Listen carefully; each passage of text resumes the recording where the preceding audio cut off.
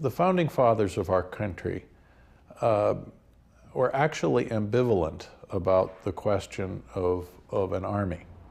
Armies, to many of our founders, were the instrument of despotic monarchies.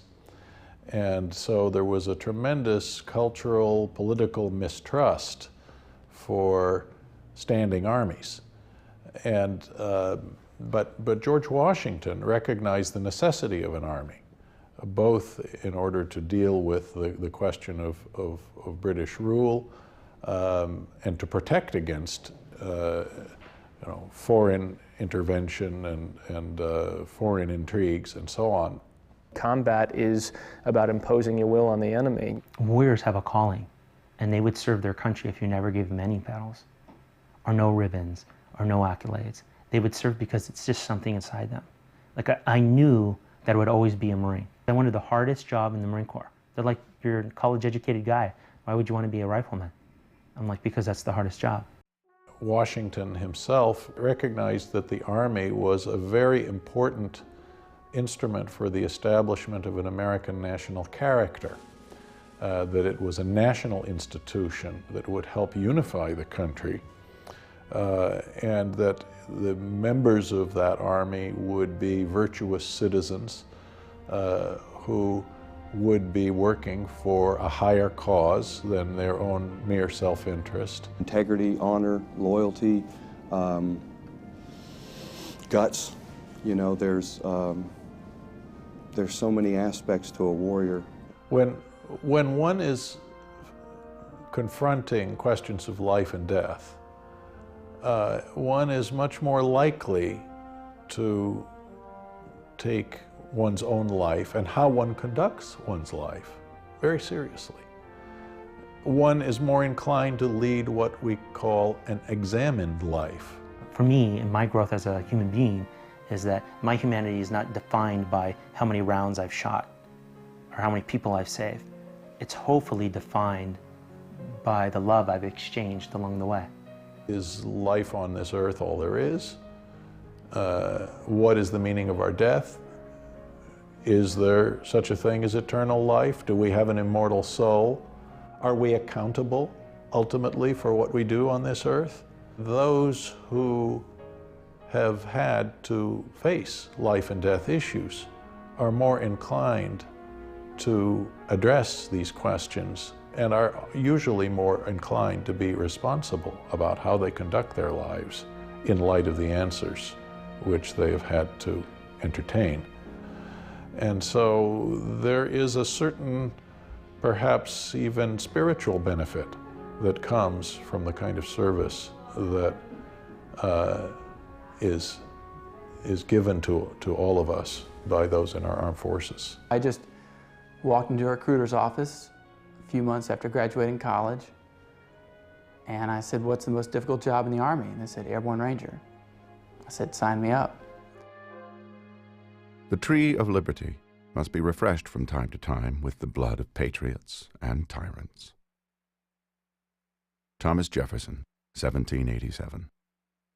What's at the core is moral courage, and that's what every warrior possesses, every true warrior possesses, and that is the ability to do the right thing even though one may know that physical survivability is probably not an option, that many people, many lives are going to be lost, but for the greater good, this must be done. You know you're going to bleed, but you also know that the mission and the accomplishment of that mission are grander than your own being.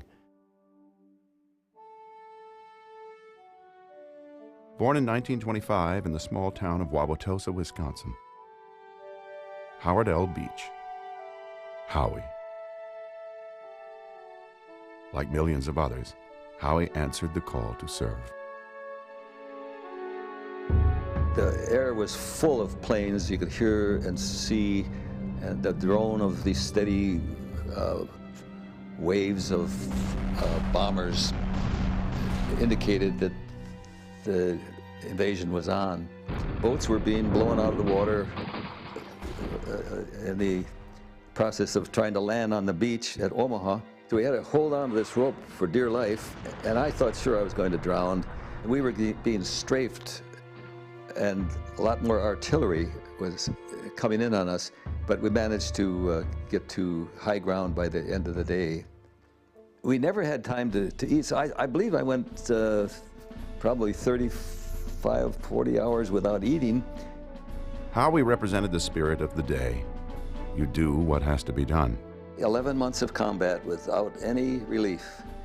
Never being out of harm's way that I know of. Asked to do what had to be done. A man does what he must, in spite of personal consequences, in spite of obstacles and dangers and pressures, and that is the basis of all human morality. John F. Kennedy, 1956. When I was a regular officer in the Air Force, you just knew that part of the game was you're going to end up in a pile of metal on this big hole in the ground or get blown up in flight, but that wasn't even in the fear factor either. It was just something that needed to do, and you did it because it was expected. To be involved in the good cause, be doing what is right. Watching 9/11, I remember my senior year, watching the planes hit the trade centers, it just, now even to think about it makes my hair stand up on my neck. I wanted to do something to make a difference. And I always wanted to be a service member. I always wanted to be part of the military. I always wanted to serve my country. And if you don't believe that you're a warrior, if you don't train to be a warrior, and if it doesn't really become just an enormous part of your life, I just don't think you have it. And not everybody does. Soldiers, Marines, combat troops, warriors, practice and practice and practice, but until there's a conflict, until they're called to do something real world, that's our game. And there's no real way to find out how good we are, how we match up, until we play the game. So for me, I think that everybody has their own calling, you know, and their own approach to being a warrior. Some people are warriors behind a desk, other people warriors in a courtroom. Some people are meant to wear camouflage uniforms, carry weapons, and do things that they're born to do. It's just part of who they are. Many answer the call to protect the free world. Most do it quietly and go unnoticed. much like the lonely sheepdog. Warriors are best described by Colonel Grossman as sheepdogs. They're forgotten about until they're needed, and no one really worries about them, cares about. I mean, you know, they're not really thought of until the wolves start to come around. Then everybody wants to know where the sheepdogs are. I'm content to be put up on a shelf, I guess, until the wolves come out, but they'll come out again. Some stories of warriors answering the call are difficult not to notice. One such story begins in Hell's Kitchen with a young man named Ilario. I grew up in the streets of Hell's Kitchen back in a time when that meant something dangerous, and I was exposed to violence very early. Ilario attended prestigious Horace Mann with the help of a partial scholarship. Upon graduation at 17, he enlisted in the Marines. Serving in the Gulf War, Ilario quickly rose through the ranks and finished his 4 years as a sergeant. I also had a sense early on of how the world worked. You know, there's something about growing up in an environment like that, not just my own direct experiences, but kind of seeing the role of force and the role of violence in the world. He raced through NYU in a short 3 years, and then moved on to work with the premier financial company of Goldman Sachs. He followed up by founding his own media consulting firm.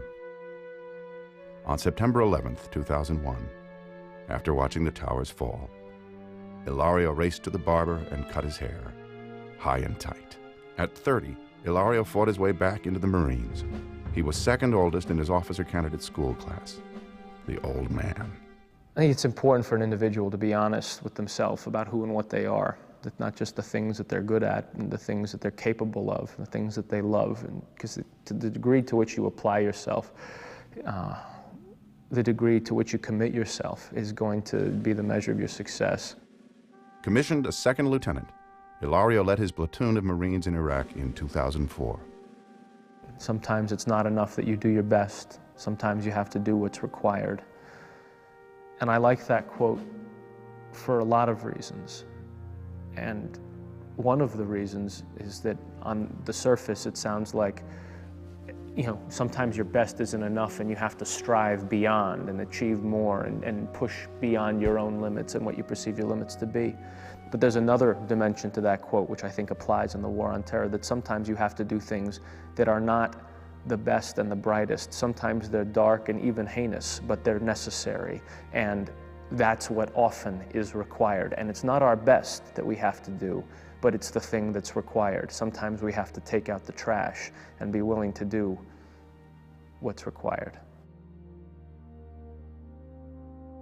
I had an episode with my wife where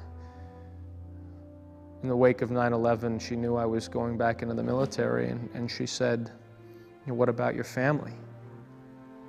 Meaning she and my children. And I said, this is for my family. If I don't pick up arms for my family, who will? While shooting an interview with one of the lieutenant's men, it became apparent the love and respect that this leader has for his men, and they in return for him. Do it again, too.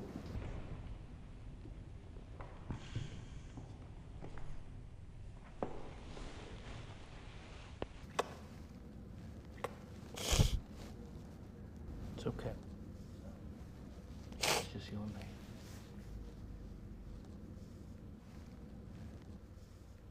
The idea of forging a bond with history is very important for anyone in the military profession, and for a couple of reasons. Not only is it important to understand historical precedents, battles, tactics, doctrine, and be a student of warfare, and the only way that you can be successful is by being a student and be actively engaged in perfecting your methodology, your body, your mind, your training, your discipline, your gun skills, your language, all of these things.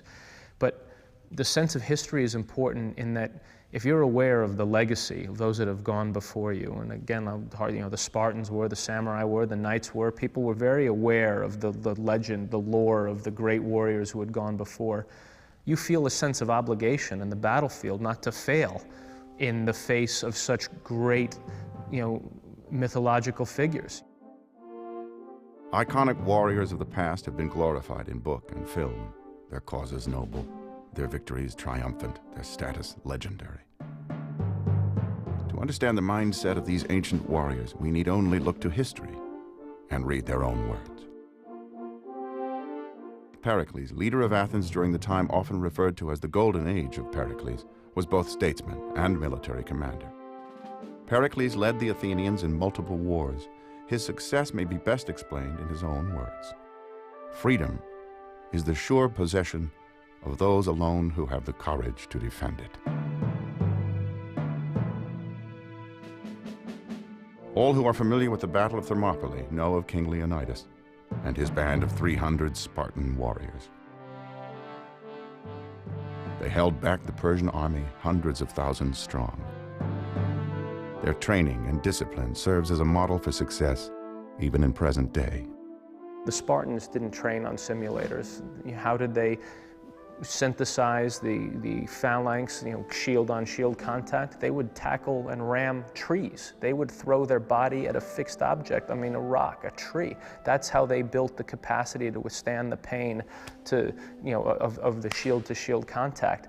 That's an important idea, that that you don't get good at war, you don't get good at these things by wishing that you will, by kind words. You do it by the very tough and often ugly business of applying yourself in a repetitive way, often a painful way. That's training in the military. So much of it's physical. Certainly another huge component of it is mental. So when the firefight comes, you're mitigating variables. It's almost like an equation, but you're trained to deal with that equation. It's function upon function upon function.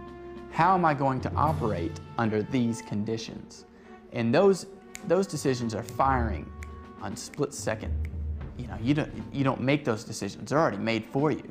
You've been so well trained that when it comes down, you're reacting. In my training, pain is weakness leaving the body. You either plan to train or you plan to fail. The more you sweat in peace, the less you bleed more.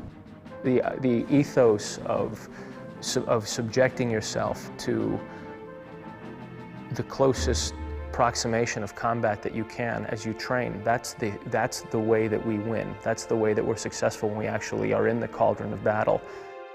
Discipline is the soul of an army. It makes small numbers formidable, procures success to the weak and esteem to all. George Washington, 1759.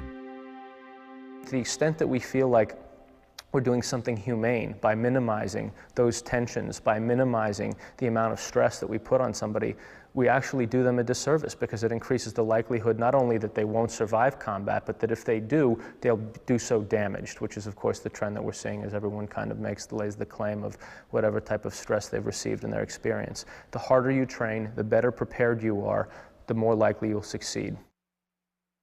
A leader is a man who can adapt principles to circumstances.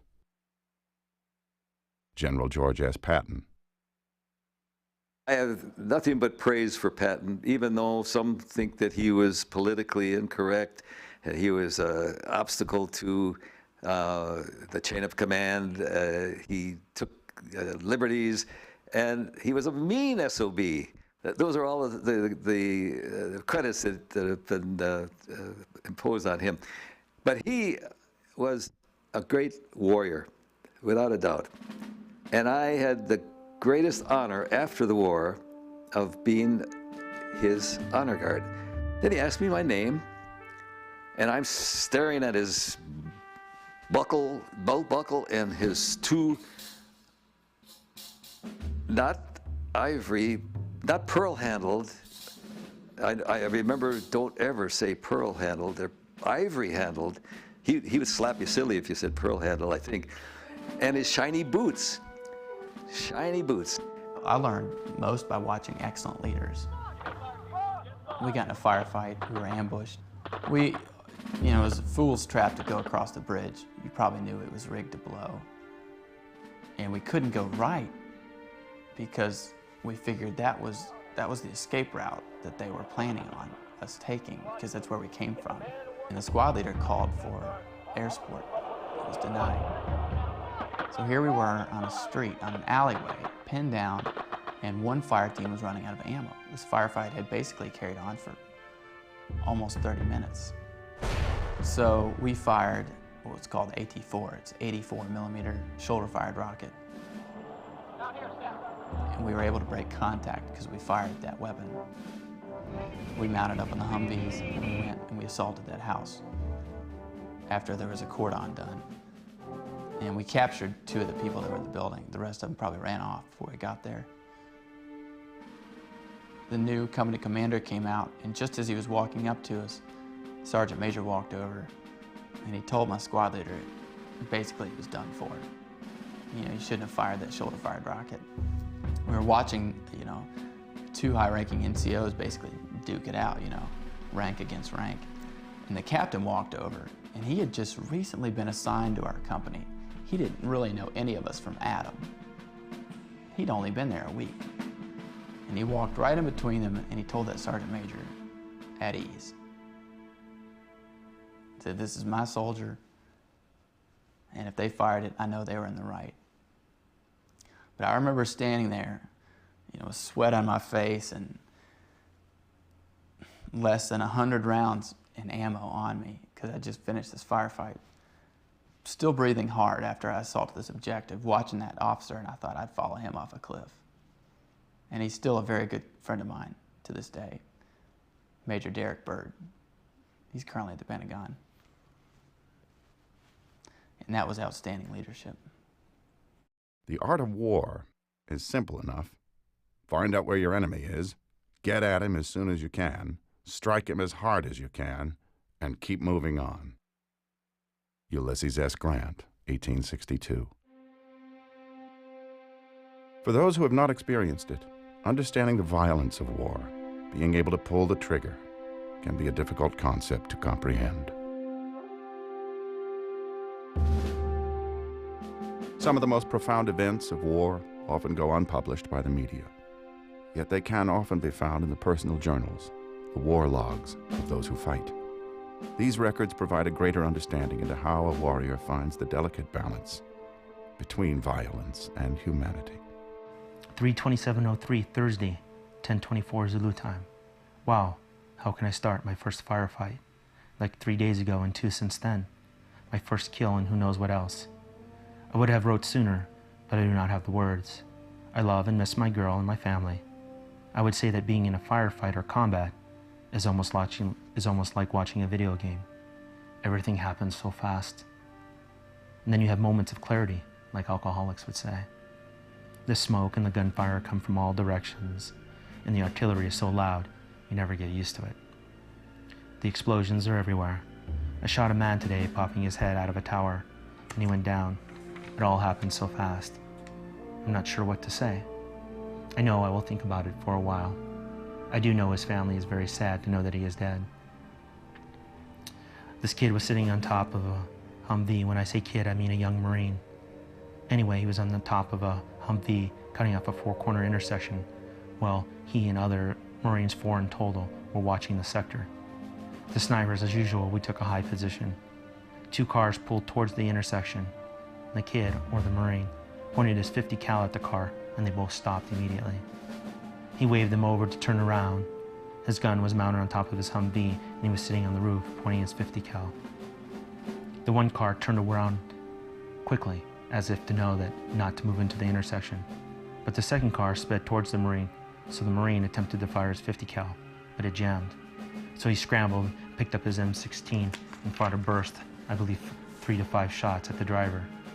He was gurgling, and he was obviously on his way to Allah, or whoever he believed in. The corpsman said he couldn't do anything to treat his wounds while he was still in the car, so I took that to heart. I pulled him out of the car onto the ground by his feet. He was in bad shape, still bleeding and gurgling. He looked like a middle-aged man who drove a taxi cab. He was a little overweight and was wearing gray pants with a light blue button-up shirt. Oh, they went back a couple hours later. In the back of his vehicle, they found a military ID, an AK-47, some mortar, 60mm mortar rounds, and some photos of executions. I think for the most part I did what I could. I also think I lost a piece of my humanity that day. I did not so much look at him as a soldier or even an innocent person. I just looked at him as a human being who needed help. God, it's getting hard here. We have another couple of battles coming up in the next day or two. I'm just trying to stay alive and keep the rest of my Marines alive who count on me. Later in the evening, lying awake in the back of the Humvee, I can see his face rolling through my mind, like the pictures of all the bodies laying on the ground from town to town. Mostly of the man I shot. Some would say him or me. I'm not sure. But I am sure of one thing over here. It's better to be alive than dead. I will write more later. Because war is difficult. It has consequences on the populace and on the home front. We lose. The loss is tremendous, not just of warriors, but of innocence, of blood, of treasure, all of these things, certainly. In fact, the most wasteful, terrible endeavor that man could ever engage in. The only tragedy, of course, is that it's necessary certainly for societies to continue. We make war that we may live in peace. Aristotle, 4th century BC. I think that it's great that we have people that are going to be ferocious in combat. Their job is to kill. We all sang about it in Marine Corps cadence, kill, kill, kill, and I think that there's a purpose for that. There's a reason why that is done. There's a reason why we sing about it. There's a reason why we run and we, have cadences, because it almost desensitizes you, so that when it does come down to you actually needing to pull the trigger or to kill, you've already mentally prepared yourself that that's the outcome. That's what's necessary. You kill more of them than they can kill, that's how you win wars, I guess. Come to terms with the violence of war, I really wish I could tell you how to, because I'm struggling with that myself. But I guess what I've been doing and what's helping me is comparing myself to other people and knowing that I've done something that few people have. The enemy, still today, the enemy is the devious sumbitches. They do whatever they need to do to take you out, and so so you had to be very keen and you had to be very alert all the time. We're looking at, we'd sit down, we knew they were out there. We knew they were looking at us, they knew they were running to get to us because the noise and the helicopters coming. And we'd come in, but we'd sit down and we'd sit there and we'd try to draw them out. We'd just drop the ramp and the team would stay on. We always would, because we'd play the game too. And so we sat down, and then you'd see them, the little bastards, they'd have little spider holes, and they'd pop up a little, they'd knit themselves into the dirt. They hide everywhere. So they were like right in front of us. They were all over the place on the hillside. I'm a nice guy, but I know that killing for the right reasons needs to be done.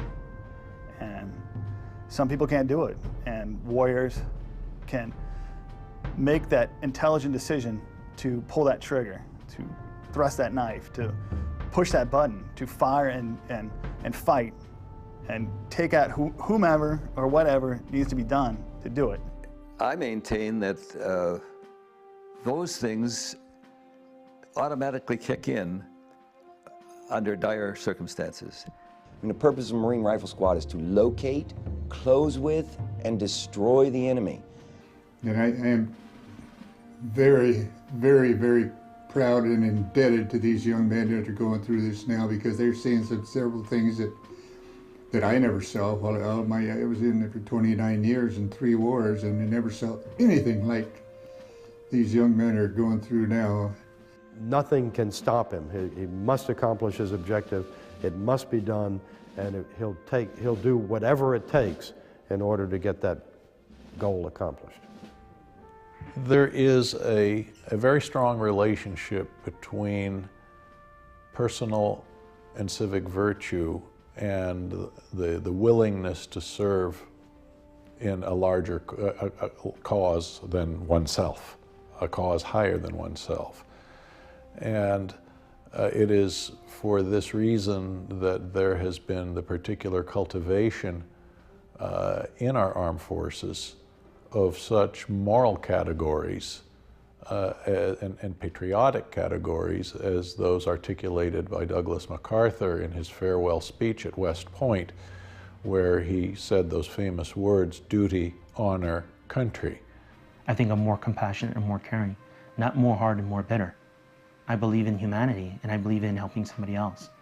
I also believe that there's evil in the world and it prevails, and somebody has to do something. Because if you just sit back, it grows like an infectious disease, and it's ugly. And when you see it, there's no mistake about it. I think that being in the service type of industry, being a police officer, or being in martial arts, or being in the Marine Corps, those are very, very high callings, because all of them have one thing in common that we talked about earlier. It's service before self. Some people were meant to be 911, and some people were meant to call 911. And it's important to know who you are and where you fall into that, and be honest and commit yourself. Service before self. Never has a concept been more widely practiced than in the military.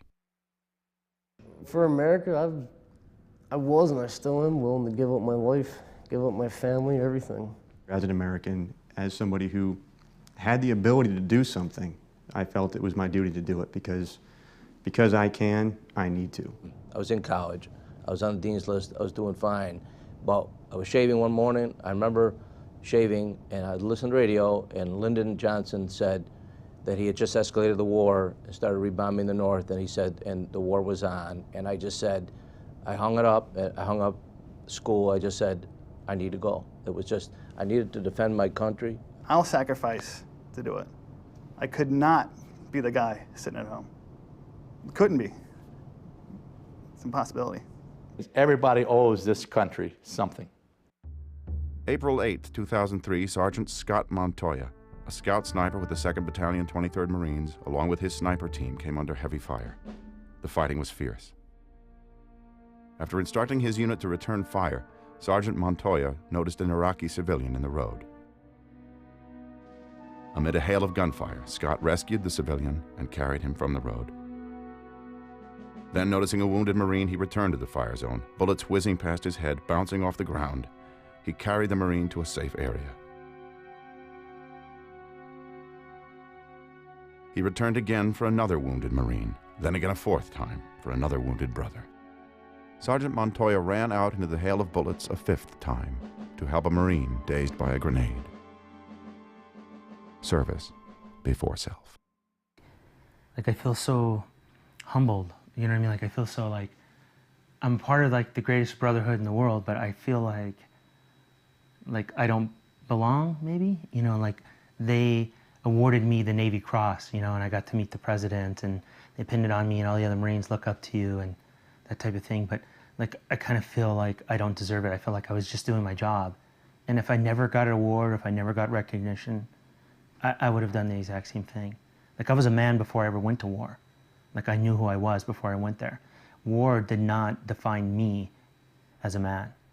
What war did to me was to, I would guess, it kind of stamped in my soul that now there is true evil in the world, and there's evil men, you know, and evil prevails when good men do nothing. And I wanted to do something. Sergeant Montoya did do something. He continues to serve. He is now a deputy sheriff.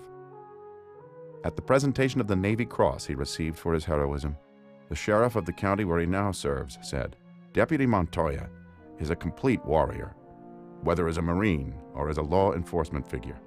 He is always putting the community of the county above his own personal safety."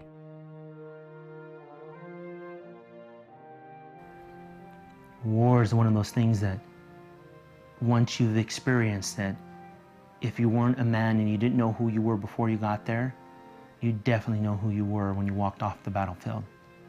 Like, from the dirt on your boots and to the sweat on your brow, to the blood that you've seen, to the friends you've lost, to the friends that came home broken. It's changing in that way that when people die, they die. And it's a very permanent, real thing. So somehow it makes, at least for me, to love the ones I love a little bit deeper and hold them a little closer, because we're all just that heartbeat away. And that warriors who have that calling, they're very, very special.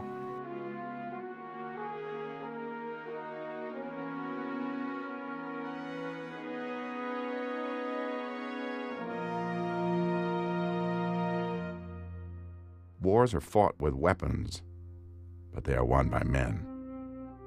General George S. Patton, 1933.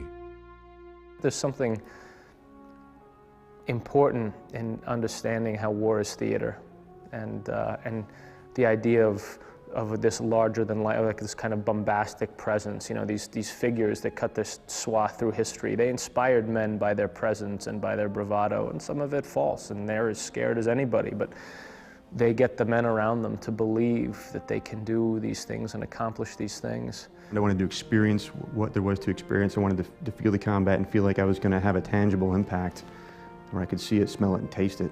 We have to go and kill the enemy. That's our mission.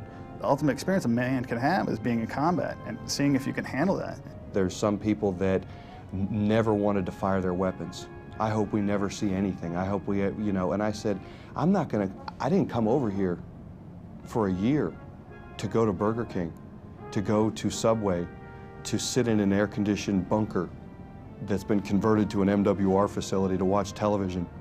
I didn't do that. That's not me. That is not worth my children not having their father for a year. My job is to be a warrior, to go to the war, to take the fight to them, to be ferocious in combat, and when it's all over, come back. Stare death in the face, and nothing's a challenge after going through what I've been through. Reminiscent of ancient days, it is not uncommon in our time to find the warrior ethos alive from father to son in some families. Shortly after my dad turned 17, he was standing on Parris Island. His mother had to sign for him. She might have even lied about his age. I'll have to ask him about that. I think that's the way the story goes. His first tour was, compulsory, and then he volunteered for a second tour, and then he was involuntarily extended for a third tour.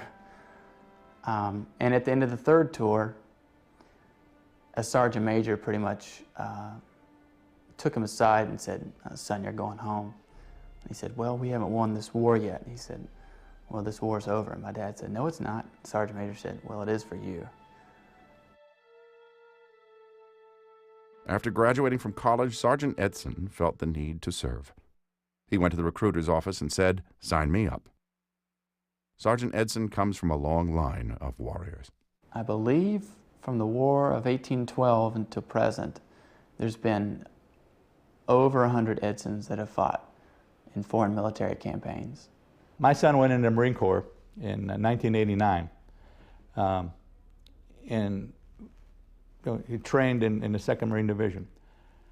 When Desert Storm broke out, they deployed over there. He was in TOW platoon, anti-armor platoon of the regimental TOWs and 6 Marines.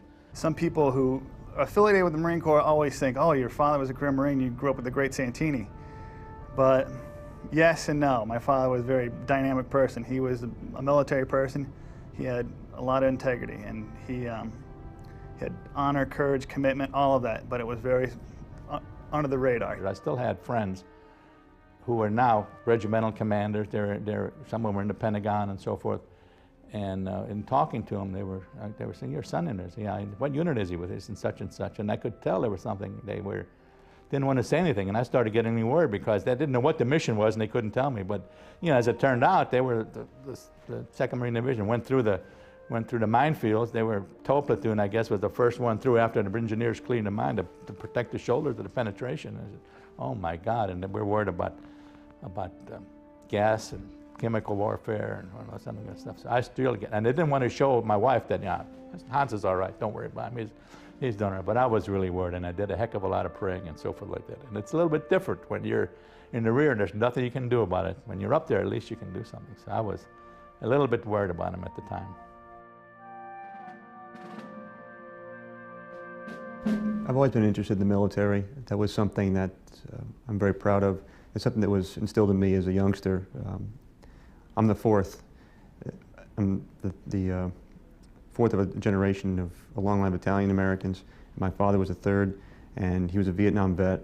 He was someone that really taught me how to become a man, what it's like to become a man, what it's like to be someone who stands for something, and that's something I always wanted to become. I kind of modeled myself after my dad. My children, I love my children, and I love the fact that they look up to me like that. I look up to my father. He's always been my hero. I've always wanted to be like him, as good a man as he is. He was a door gunner. He was a gunner on a 50 caliber machine gun. It's an amazing piece of weaponry. It's an amazing tool of destruction, to be quite honest, but it can do amazing things. So it can save lives, it can take lives. And my dad was on the right end of it, and he did amazing things with that. And he saved a lot of Marines, soldiers, sailors, airmen, everybody. He flew medevac missions, so he would go in, and he'd go in when people needed him the most. You know, they're calling, they're on the lifeline, they're on the radio calling for help, and he was the 911 in Vietnam. He was the 911 security force, if you want to look at it that way. Your brothers in arms are sitting there calling for help, popping smoke, they're in a hot LZ, situation's bad, and here comes the ambulance. It just happens to be flying, and it comes right on in, comes in the zone, and he was right there keeping everybody safe. We were very high up, and we lost power, and we lost you see I see the rotors going around, seeing them real slow. Like, you know, I said, it's over. So, you know, I was throwing smoke grenades out so that our wingmen could see us. We lost all power because our generators went down and everything. So we lost ICS, we lost everything, and we're going down and ripping the trees up, you know, coming up through the bird and stuff. We were sliding down the mountain, and but the dogs, I could see the dogs. I looked over and saw the dogs like they knew what was going on. So, but we settled down. We auto-rotated down into the valley. It was Happy Valley, is near Da Nang is where it was, but it was, but we you know, it was great. But the smell and all that, I mean, I can still smell it today. When, you know, whenever something's coming along and you realize how great it is to be alive, how great you are, you know, I put myself back in those. Every time, whenever I smell diesel, I smell you know, jet fuel, it's a good feeling. One of the things that he taught me was the value of service and duty, and just doing what's right. Just, he could really distill it down to 2 words: do right. My father's a really amazing man for so many different reasons, but he's very humble. I don't think he'll come out and tell you the hero that he really is.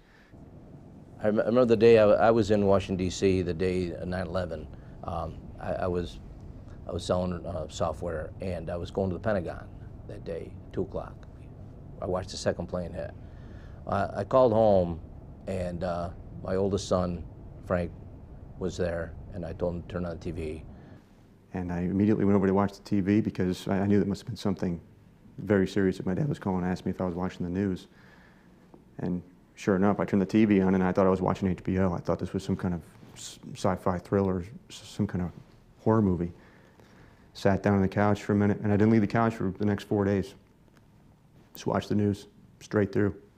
And then after I recovered from that, I said, all right, it's time to take up arms and go get the person that was responsible for this, or persons. I had to do something. And I went right down to the OSO, that's the Officer Selection Officer for the Marine Corps. It's someone that you work with in order to become a Marine officer. And Jim was Captain Peters of the United States Marine Corps. He helped me get to Quantico. That's where I needed to go to get to the tip of the spear. I knew that they would do whatever they wanted to do, and I backed them, whatever they wanted to do. So with Frank, when he decided to go, I just quietly understood that's what he had to do. When my father knew I was going to become a Marine, he kind of smiled quietly. You know, I think he knew. He's like, that's my boy. I think he kind of, in the back of his mind, probably thought or said that. I just believed my father, who had passed away, would keep an eye on him. My father prayed for me when I was in Vietnam, and so I knew between me and him, we keep him safe best we could.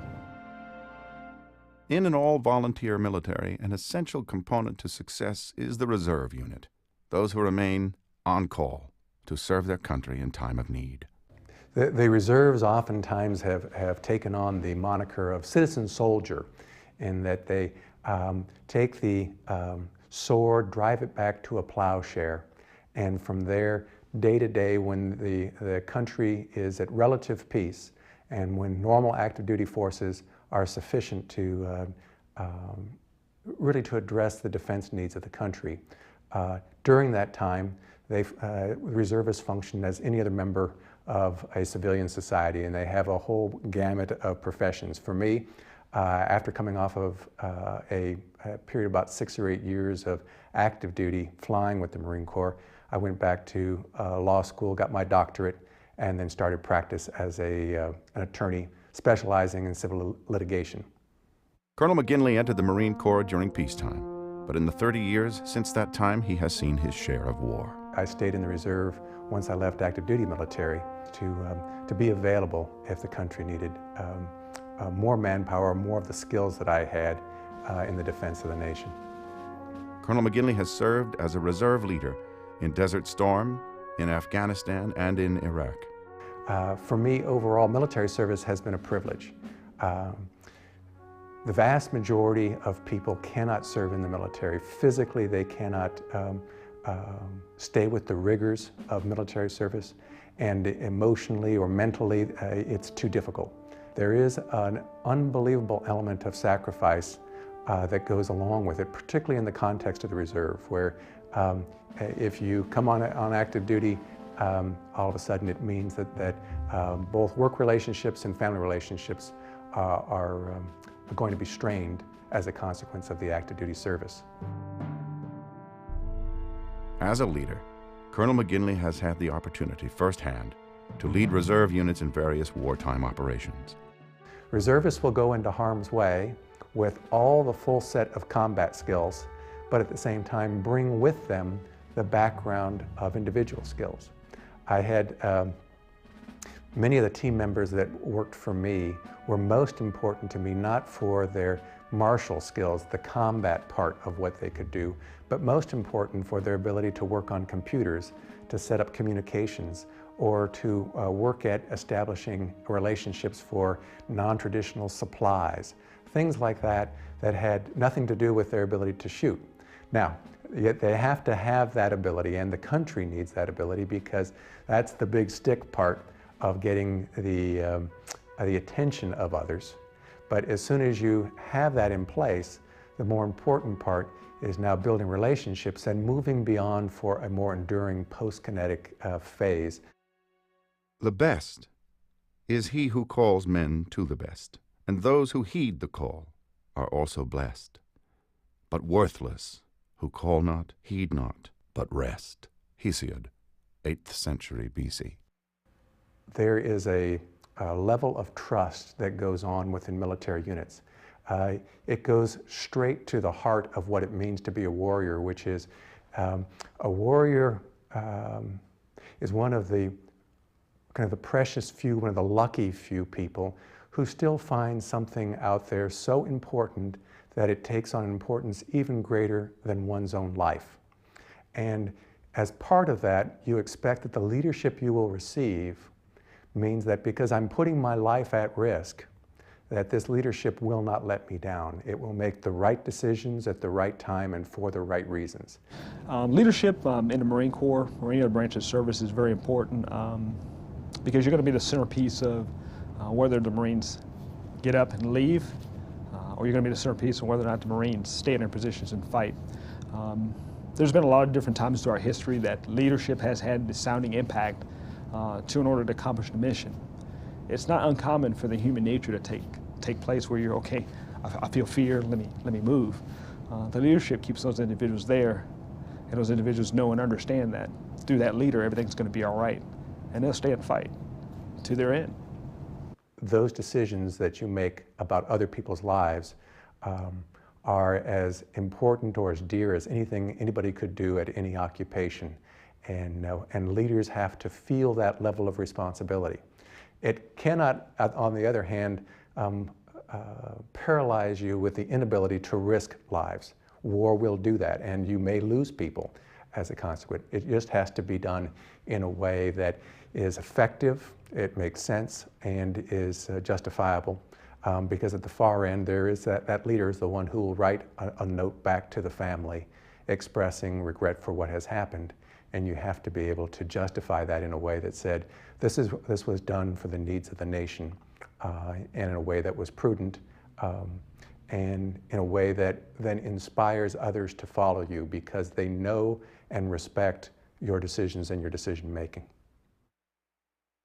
Following a leader's instruction has always been at the core of military service. On a cold day in October 1944, a sergeant's orders would help define the character of one of his young privates. No one was ever deeper into Germany than the 9th Infantry, or the 9th Reconnaissance of the 9th Infantry. On October 11, 1944, a small platoon from the 9th Reconnaissance penetrated the Siegfried Line in Germany. We proceeded from that point into the Hürtgen Forest. We were suddenly told to stop by our leader. He sighted some Germans off in the woods. Howie's sergeant picked 12 of his men, including Howie, to quietly advance on the enemy, to gauge their strength and threat. So we advanced well into the day and night. We were very close to the summit, or to the top of this large incline, and heard voices in German.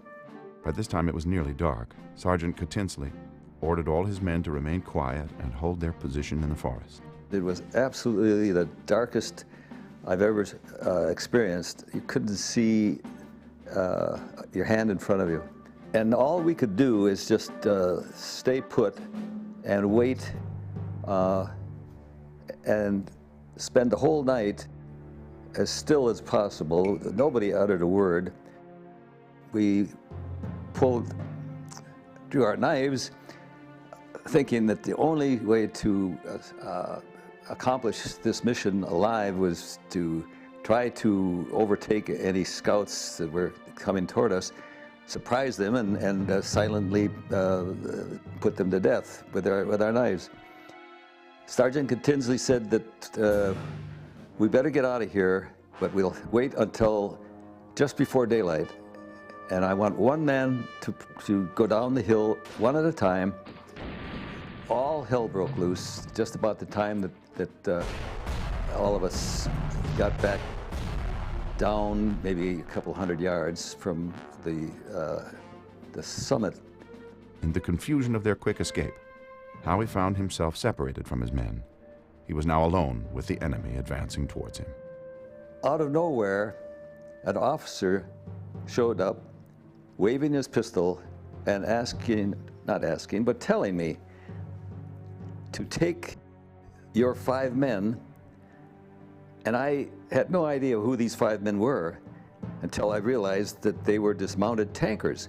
A light tank had come up but got mired in the muck and couldn't come up any farther, so they were told to dismount and come up to the position that I was holding.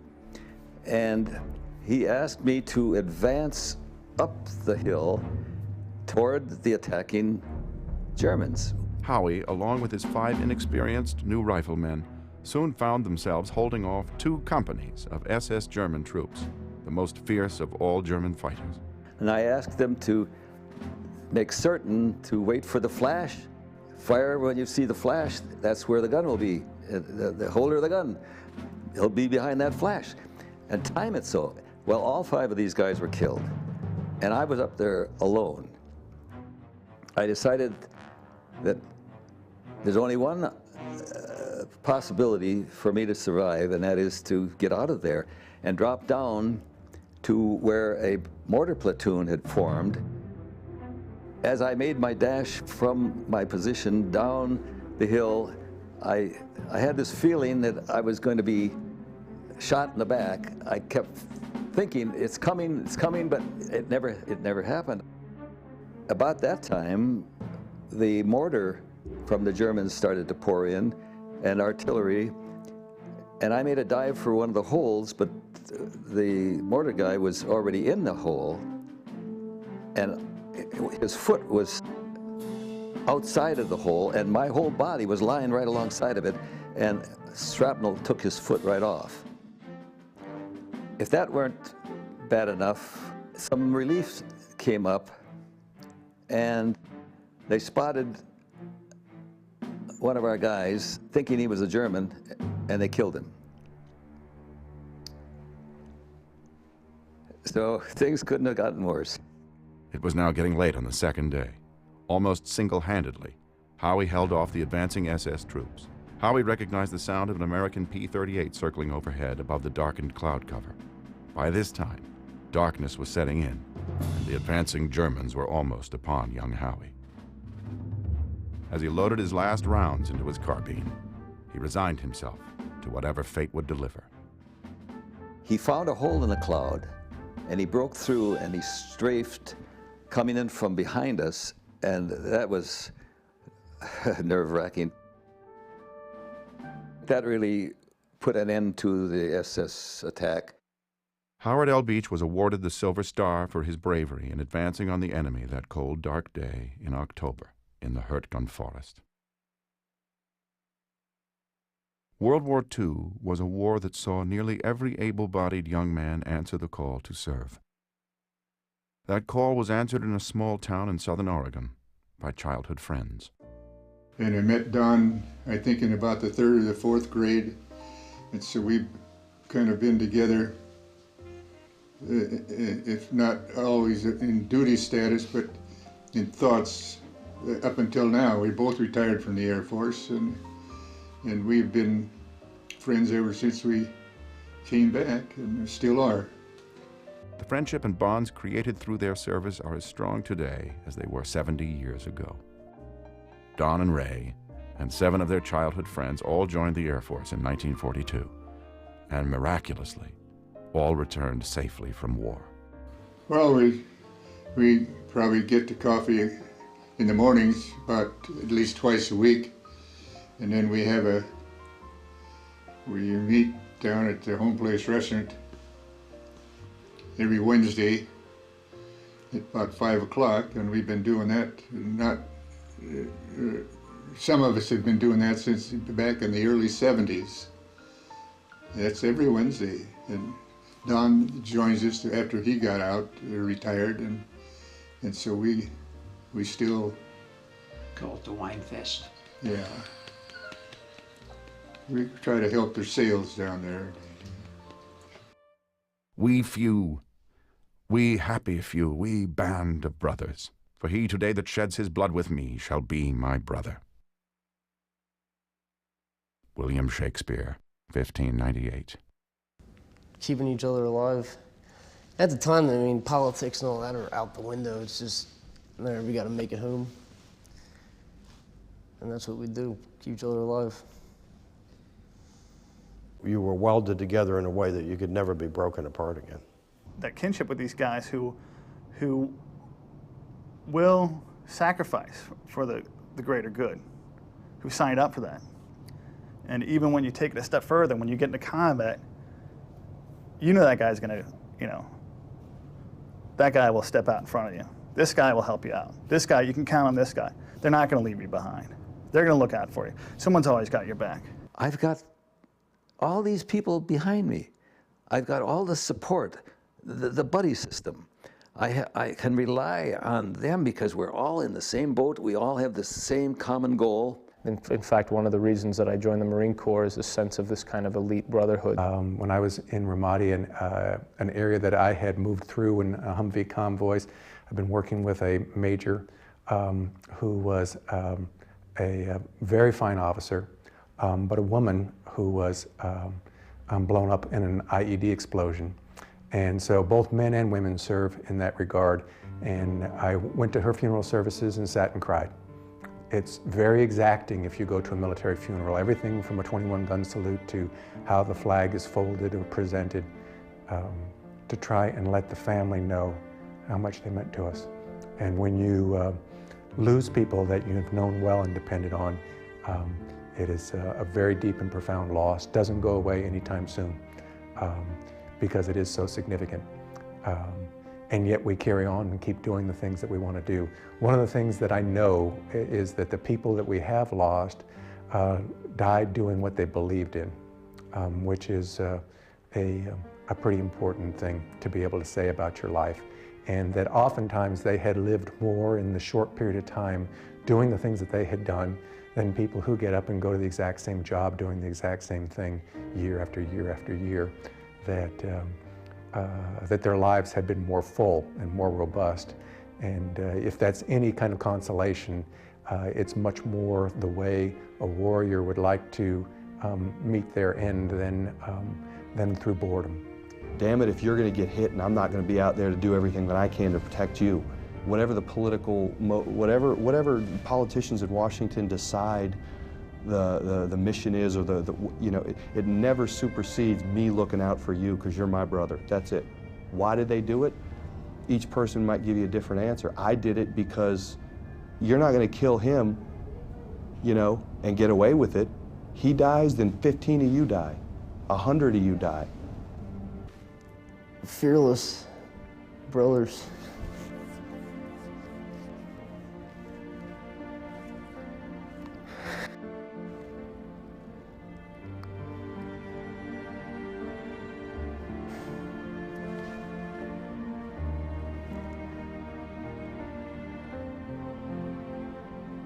The hard ones were when you knew the guy, and a guy like John Lunny, who had gone through North Africa and Sicily, and then all 5 campaigns in Europe, and down to close to a week before the war ended, we spotted what we thought were Russians. John Lunny was our communication sergeant. He got out of the trench, stood up to wave them out, and it was the Germans. And they blew a hole right through him with one of their tank cannons. Here was a guy, he had gone through all of this. He was bound to go home immediately after the war. He probably would have had 100 points or more. And he succumbed to the enemy gunfire in the last week of the war. That was absolutely the hardest.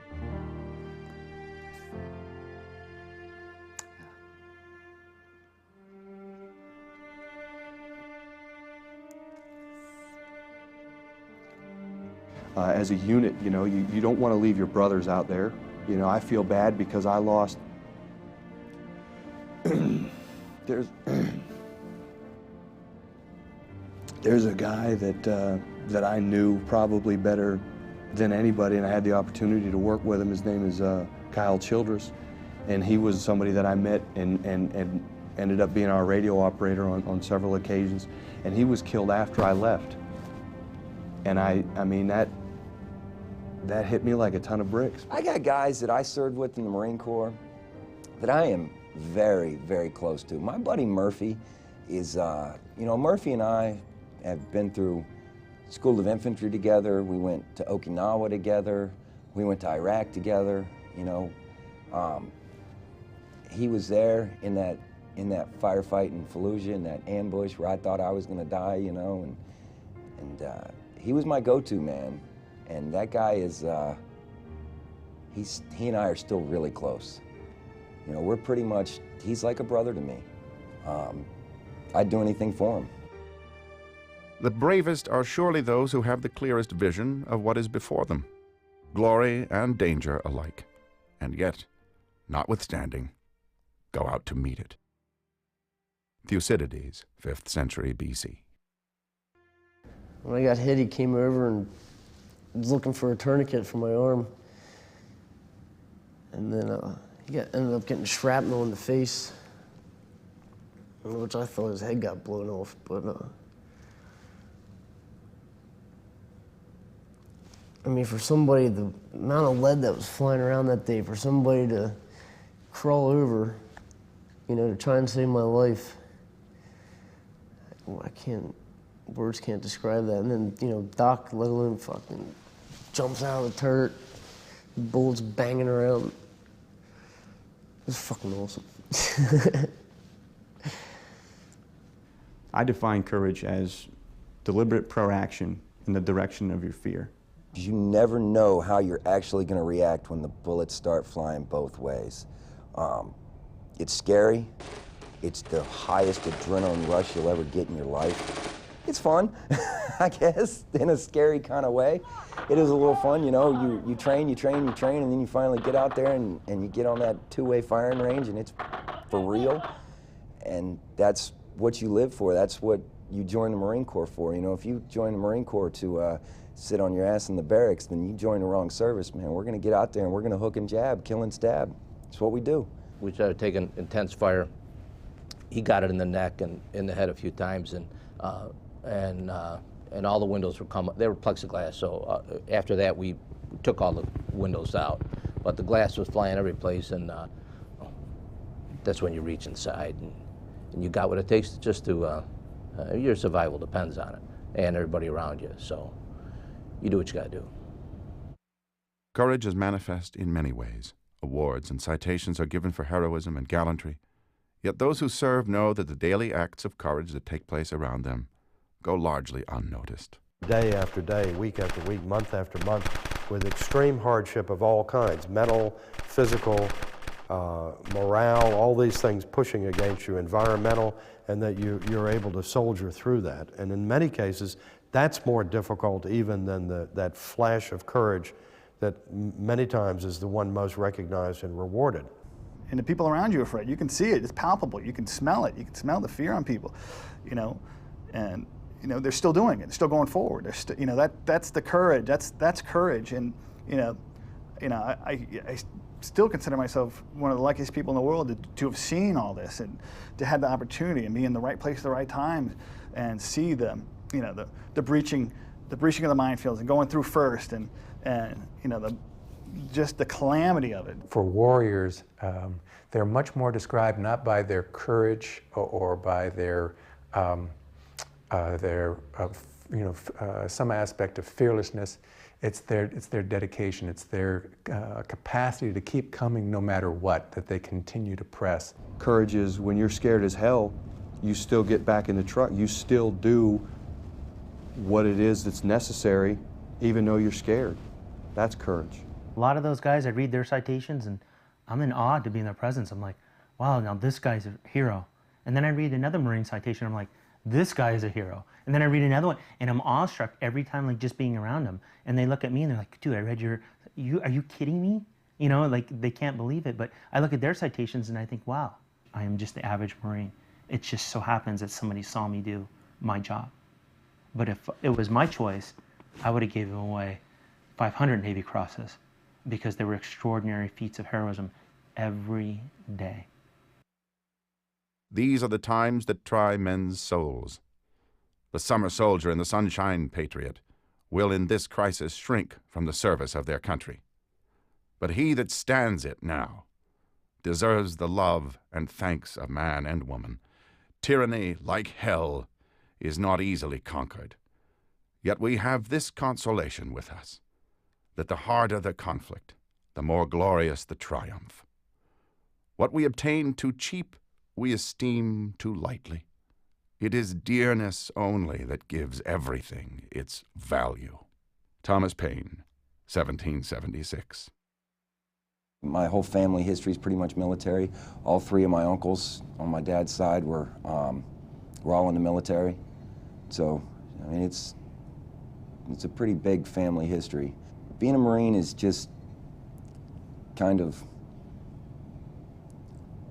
facing something that you know is going to be difficult. You know it's not going to be easy. You know that it's never going to be easy. There's not going to be a time where it's going to become easy all of a sudden, but you do it anyway, knowing that that there's a sense of accomplishment at the end. Lance Corporal Jernigan has faced some of the more difficult challenges that a Marine is confronted with, yet his enduring warrior spirit shines on all who meet him. I was in the machine gun turret, sticking up out of the top of the Humvee, rocking a 240 Gulf, a little medium-weight machine gun action. Happiness is a belt-fed weapon. But we got hit by two 155mm artillery shells, double-stacked roadside, and they turned our Humvee inside out. Chris Belchek never made it. I mean, he pretty much was dead on the spot. I got ejected 20 meters from the top of the Humvee, thrown. My whole forehead was crushed. Luckily, the Kevlar took the brunt of the shrapnel, so it didn't actually penetrate my skull, but my whole forehead's been replaced. I lost both my eyes. This hand was mangled. This finger and this finger came detached, and they were put back on, and I'm still missing this knuckle and half of this knuckle to my left knee. Got a nice shrapnel wound here. I fractured my patella and had a lot of soft tissue damage, nicked my femoral artery. The knee's been reconstructed, the hand's been completely reconstructed, the head's been reconstructed. Had a little bit of shrinkage action from the wizard and his voodoo mind magic, sitting there for 2 years getting my head straight. You know, the only thing I need to do now is learn how to grow eyeballs, and I'll be back to normal. We got hit hard. It was bloody too. I mean, it was real bloody.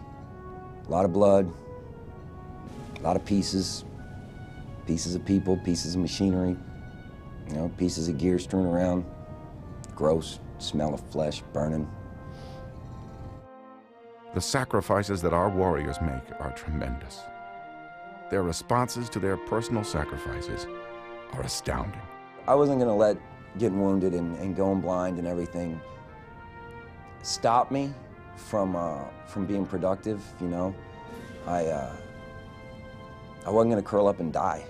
You know, you gotta keep moving, gotta keep walking forward. So I think that I like to get the story out that not only have I been taken care of by the government, even though I was severely wounded, but that I can get through it and do something with my life, and that if I can make it through what I've made it through, that anybody else can make it through a bad day.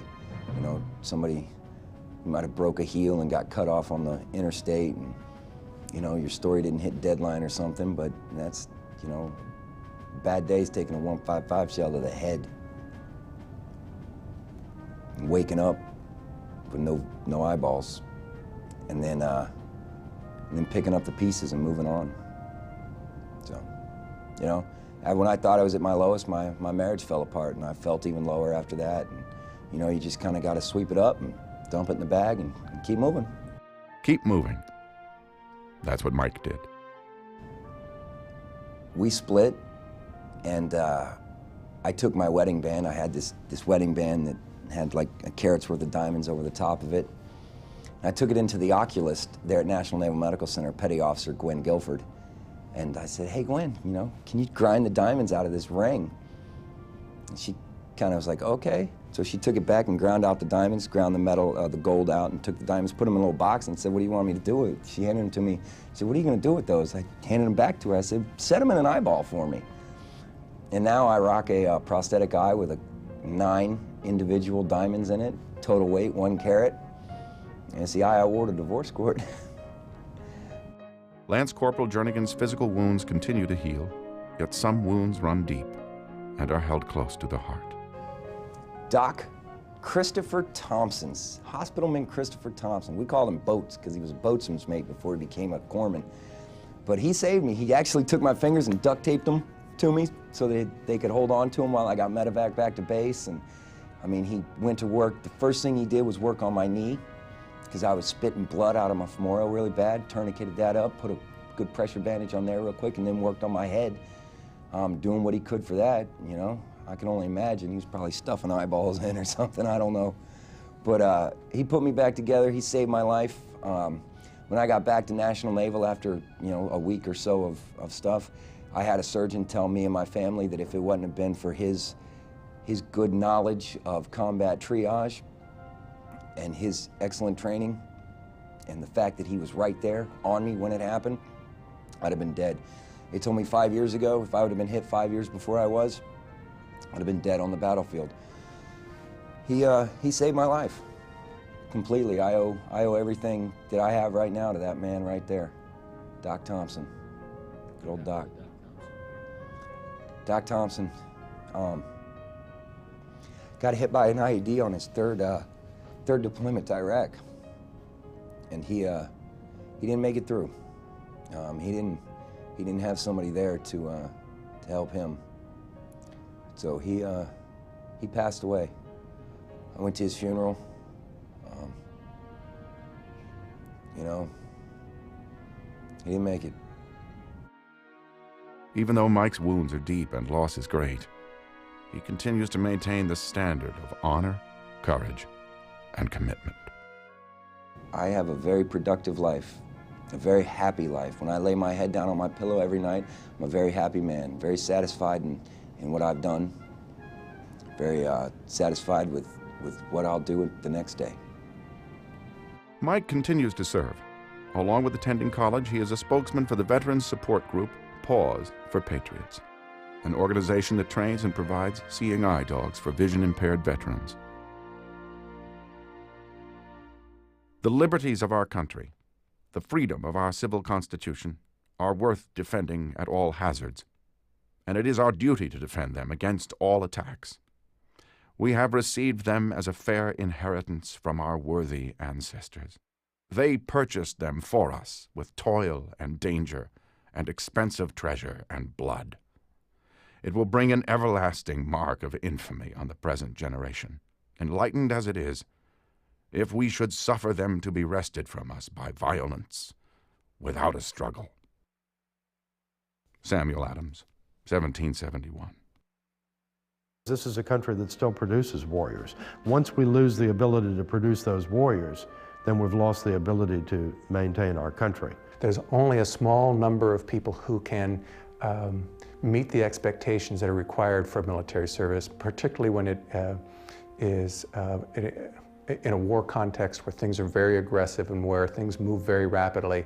Most people can't do that. And if the people who can won't, and what we are left with are people who can't, then the entire country does not have a defense and the nation's at risk. The United States is the beacon of light. Whether we want to admit it or not, people look up to us and as the moral courage and the moral compass of the world. Civilized societies have constantly sought for peace, for an end to war. But as long as evil exists, those peace-loving societies will turn to their sheepdogs, their warriors, to protect them from the wolves. Oh, I hope history long forgets me. I want an unmarked grave, you know, maybe a safari or, you know, a plane crash. History doesn't need to remember me. I'm not a hero. I'm not comfortable with the term. I don't like it. The heroes are the friends that don't have legs, that aren't, you know, the heroes are the little girls that grow up now without fathers. I don't want to be remembered. I don't want to be memorialized. I want nothing more than people to say about me as a father that I did what was necessary, that I was a warrior. I want to be remembered just as somebody that was capable of doing a job. My military service has definitely been worth it, without a doubt. I can honestly sit here and tell you it's been the best experience of my life. I don't want history to remember me at all. I want history to remember all the guys, men and women, to be politically correct, that we've all served our country. How do I want them to remember us? This is kind of contradicting myself, but just kind of sweep us under the rug, forget about us, but we know that we served. I've often said that when the America needs help, it calls the Marines. When the Marines need help, they call their reserves. And to have been that person, to have been an officer who has been willing to and ready to fly, fight, and win every time the nation has called, whether it was convenient or inconvenient, whether it cost me a significant loss of salary, or whether it was hard on other relationships, whether it was business or family, to risk all of that on behalf of what I believe in as an American and what I think the responsibilities of citizenship are, that's the memory that I would cherish. I just wanted on my headstone that said, he left the world a better place than he found it. So that's all I need. One day they're going to read about the sergeant who was in the Marine Corps, joined it at 26, you know, and was an old man, went to war at, 34, and was an old man. But those stories of war and how we fought and how we bled, those are the great stories. So I guess I want to be remembered is that I don't own the Navy Cross, I just hold it in trust. And then there's another part of me that thinks that, I want to be remembered as a warrior or a scholar. I want one of my students or one of my family to say that, hey, Scotty lived pretty much the way I wanted him to live.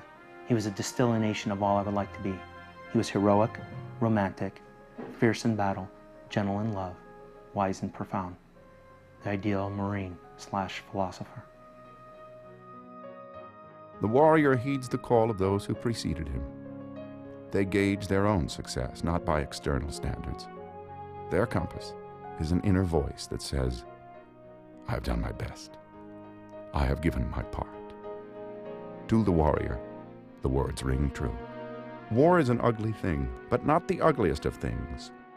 The decayed and degraded state of moral and patriotic feeling which thinks that nothing is worth war is much worse. The person who has nothing for which he is willing to fight, nothing which is more important than his own personal safety, is a miserable creature and has no chance of being free unless made and kept so by the exertions of better men than himself. John Stuart Mill, 1862. The only regret I have right now is that I'm not on the battlefield as we speak. It's the land of the free. It's the way it's got to be. It's the greatest country on the face of the planet. And it's worth my life. I know that for sure. I'd give it again.